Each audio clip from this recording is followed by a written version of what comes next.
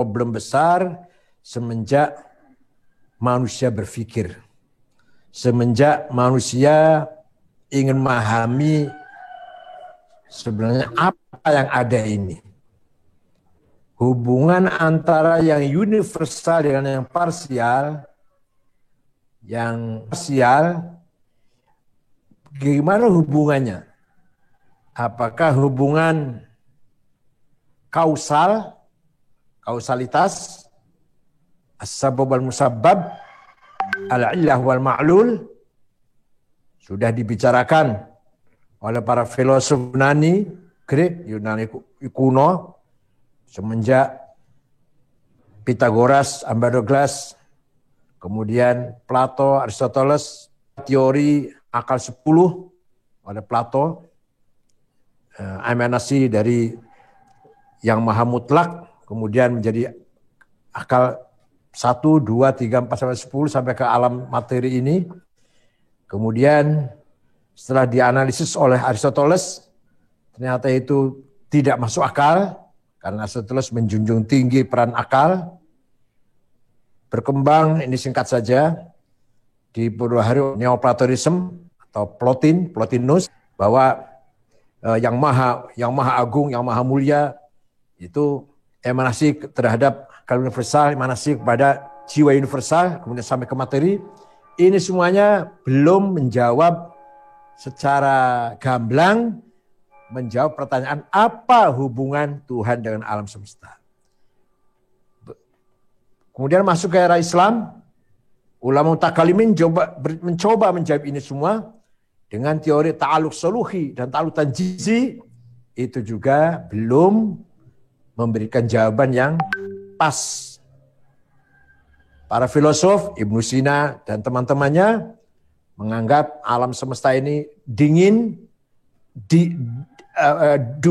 qadim, bersama zatnya Allah. Jadi hadits fi dzat, qadim fi zaman.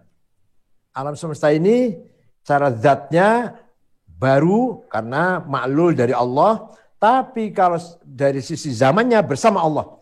Begitu ada Allah, ada alam. Kalau ada Allah nggak ada alam berarti Allah nganggur. Allah vakum berarti mau ta'til di situ. Maka perdebatan pun berlangsung seru sekali antara filosof, Mu'tazilah, Asy'ariyah, Ahlussunnah wal Jamaah dan seterusnya. Muncul kalangan nasiyin, harfiyin yang pokoknya yang qadim Allah, yang selain itu baru hadis. Dulu Allah belum ada apa-apa, kemudian Allah menciptakan sesuatu ini. Menolak untuk membicarakan secara jauh, secara mendalam hubungan antara Allah dan alam. Menurut saya minimal yang bisa menjawab pertanyaan ini adalah perspektif tasawuf falsafi. Tasawuf yang menggabungkan antara akal dan dzauq, antara akal dan intuisi. Jadi tasawuf falsafi itu merupakan gabungan antara logika, akal, mantik dengan dzauq, yaitu nur, cahaya yang ada dalam hati kita manusia yang diberi petunjuk oleh Allah, diberi cahaya oleh Allah, melahirkan sebuah rangkaian berpikir yang dinamakan tasawuf falsafi. Tasawuf murni bukan, filsafat murni bukan. Tasawuf yang menggabungkan atau filsafat yang menggabungkan dengan dzauq sehingga namanya tasawuf reflektif, tasawuf falsafi. Bedanya apa dengan tasawuf agama? Tasawuf dini. Tasawuf dini tidak membicarakan wujud, tidak membicarakan manusia, asal-usul manusia. Hanya membicarakan perilaku manusia. Tawadhu, sabar, syukur, ridho, tawakal, dan seterusnya. Itu namanya tasawuf dini. Zuhud, wara', tasawuf dini, tasawuf agama. Hanya membicarakan perilaku manusia. Kathratul ibadah, itu. Maka sebenarnya itu belum tasawuf, sebenarnya itu baru bicara akhlakul karimah. Bagaimana mendapatkan metode sistem ibadah yang berkualitas. Itu namanya akhlakul karimah sebenarnya. Maka Imam Ghazali menulis kitab Minhajul Abidin, itu bukan kitab tasawuf, itu baru kitab metodologi ibadah. Agar ibadah kita berkualitas, ya manusia yang berakhlakul karimah. Nah, selama belum bicara fana, belum bicara ma'rifat, belum bicara hulul ittihad, itu belum tasawuf itu. Nah, oleh karena itu, menurut saya, tasawuf falsafi mampu menjawab pertanyaan hubungan antara Allah dan alam semesta ini.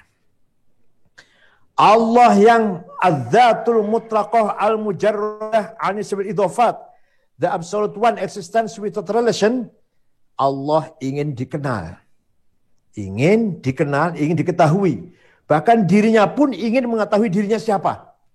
Maka begitu Allah ingin dikenal dan ingin dirinya mengenal dirinya, terjadi namanya al-faidul aqdas, emanasi yang sangat suci, yang sangat sakral. Emanasi sangat sakral dari zat, lahirlah asma'uhul husna. Nama-nama Allah yang indah, yang 99 itu. Jadi Asmaul Husna itu merupakan faidul aqdas dari zatnya. Setelah Allah melihat Asmaul Husna, ternyata Allah itu Ar-Rahman, Ar-Rahim, Al-Malik, Al-Quddus, As-Salam, Al-Khaliq, Al-Musawwir, Ar-Razik, Al-Fattah, Al-Alim, dan seterusnya. Ternyata Allah itu Al-Khaliq, yang maha menciptakan, Al-Alim, yang maha mengetahui, Al-Qadir, yang menguasai, yang berkuasa. Nah, dengan Asmaul Husna 99 itu, maka asmanya Allah pasti membutuhkan relasi, membutuhkan artikulasi. Kalau Allah namanya Al-Khaliq, mana makhluknya? Tidak sekali-kali dia bernama Al-Khaliq, pasti harus ada makhluk yang diciptakan, objeknya lah. Tidak sekali-kali Allah bernama Alim, pasti ada maklum yang diketahui. Alim yang mengetahui, maklum yang diketahui.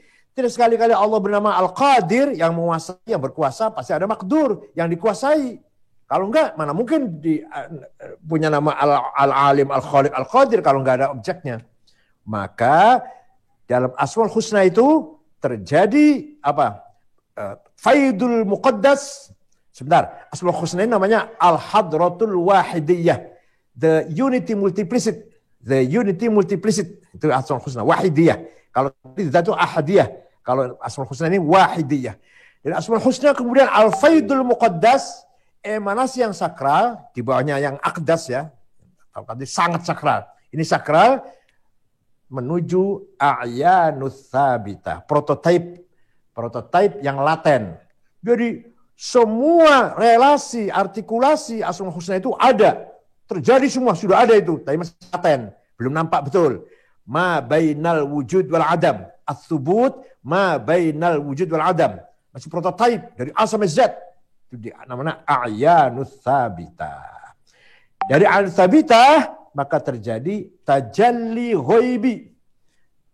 Penampilan yang masih gaib. Apa? Menuju pada, ya itu nama-nama sebutan yang luar biasa. Kalau dalam agama Kristen, the logos. Kalau dalam filsafat Yunani, the nous. Dari situ kemudian, dari Nur Muhammadiyah, terjadi proses tajalliyat, tanazzulat, ta'ayyunat. Tajalliyat, manifestasi menjadi alam semesta ini.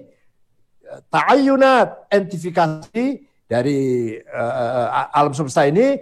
Tanazzulat, degradasi. Jadi kesimpulannya ini. Kesimpulannya, gampangannya, wujud itu cuma satu. Dari wujud zat Allah sampai alam semesta ini cuma satu. Yang banyak ini maujudat, yang diwujudkan. Yang ada cuma satu. Yang banyak ini adalah yang diadakan. Hitungan cuma satu. Yang banyak ini yang dihitung. Jadi kalau kita memahami seperti ini, selesailah muskilah atau problem memahami hubungan antara Allah dan alam semesta. Maka kita ini semua alam semesta dan terutama manusia, apalagi manusia ini yang paling pas, yang paling bagaikan cermin yang Allah bercermin yang paling pas itu manusia. Kalau alam semesta masih cermin yang tidak jelas, masih kotor cerminnya. Begitu dibersihkan cermin itu ternyata manusia yang paling pas untuk cerminnya Allah. Nah kita ini semua, manusia terutama, khususnya alam semesta, umumnya alam semesta, khususnya manusia, wabil khusus lagi adalah Nur Muhammad, prototipe dari wujud yang satu itu. Tajalliyat dari wujud yang satu itu. Maka kita ini semua adalah, yang ada ini adalah manifestasi dari zat Allah. Degradasi dari zat Allah. Identifikasi dari zat Allah. Orang yang sadar dengan hal ini, kita sadar bahwa kita ini adalah tajalliyatillah, tanazzulatillah, ta'ayunat min ta'ayunatillah, la khaufun alaihim wa la hum yahzanun. Tidak perlu cemas, tidak perlu takut hidup di dunia ini. Menghadapi problem dunia enggak perlu takut, enggak perlu cemas. Kenapa? Karena kita adalah tajalliyatihi wa tanazzulatihi wa ta'ayunatihi ta'ala azza wa jalla. Kalau kita sadar bahwa kita ini tajalliyatihi wa ta'ayunatihi wa tanazzulatihi ta'ala, maka kita la yakhafuna laumata laim. Tidak pernah grogi, tidak pernah minder dengan cacian, bully, maki-makian dari orang. Siapapun, enggak usah digubris cacian yang mencela kita ini semua. Kalau kita sadar bahwa kita tajalliyati ta'ala, tanazzulati ta'ala, ta'ayunati ta'ala, azza wa jal, maka kita termasuk likaila ta'saw ala ma fatakum wa la tafrahu bima atakum. Ketika sukses tidak sombong, ketika gagal tidak minder. Itu pentingnya memahami tasawuf ini di alam, di era sekarang ini, di era 4.0 ini, serba medsos, serba IT, serba digital, kita membutuhkan pribadi yang kuat, kepribadian yang punya prinsip la khaufun 'alaihim wa la hum yahzanun, la khaufun lahum matalaim, likai la ta'su 'ala ma fatakum wa la tahrimu atakum. Tidak perlu dipuji. Kalau terpaksa dipuji tidak sombong. Tidak perlu takut dicaci maki. Kalau dicaci maki pun tidak minder, tidak surut, tidak bergeser dari prinsip. Itulah yang pentingnya tasawuf, yang menurut saya pentingnya tasawuf falsafi harus dipahami kita semua di era sekarang ini. Lebih kita butuhkan daripada era yang masa-masa yang lalu. Karena apa? Tantangan kita sekarang jauh lebih besar, lebih berat, lebih tajam, lebih menggila daripada tantangan-tantangan masa yang lalu. Dulu NU berdiri tahun 26, Wahabinya jauh di sana. Wahabinya, radikalismenya jauh di sana.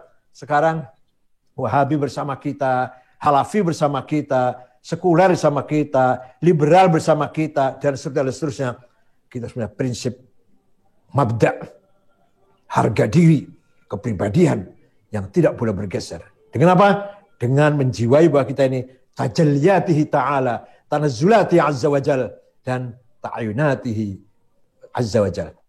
Syukran, terima kasih. Mohon maaf kalau ada kekurangan. Dan ini, buku ini terjemahan dari disertasi saya yang telah diuji di depan 3